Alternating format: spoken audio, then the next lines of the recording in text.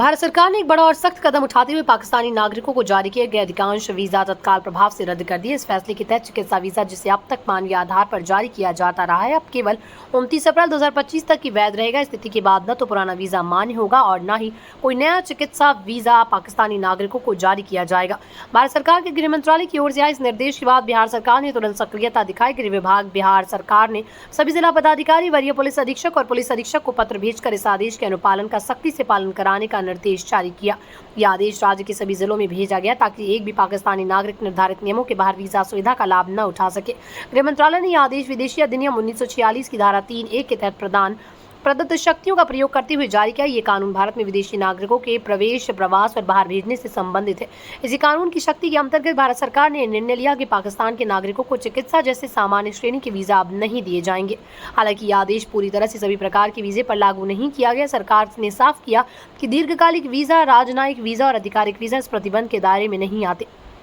यानी अगर कोई पाकिस्तानी नागरिक भारत में लंबे समय से रह रहा है और उसे LTV प्राप्त है या कोई पाकिस्तानी राजनयिक अथवा अधिकारी भारत में तैनात है, तो इस आदेश से उसकी स्थिति पर कोई असर नहीं पड़ेगा। भारत लंबे समय से पड़ोसी देशों के नागरिकों को मानवीय आधार पर चिकित्सा वीजा जारी करता रहा है।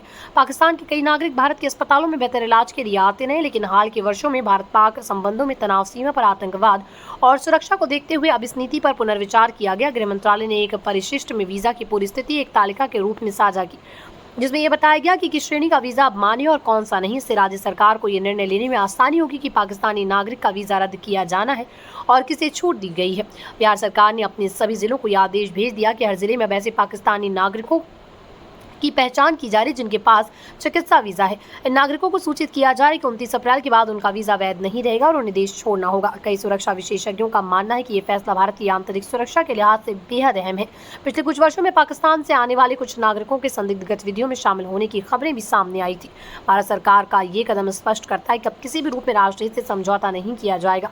मानवीय आधार पर दी जा रही सुविधाओं का दुरुपयोग रोकना जरूरी है और यही कारण है कि चिकित्सा वीजा जैसी संवेदनशील श्रेणियों में भी कठोर निर्णय लिए गए।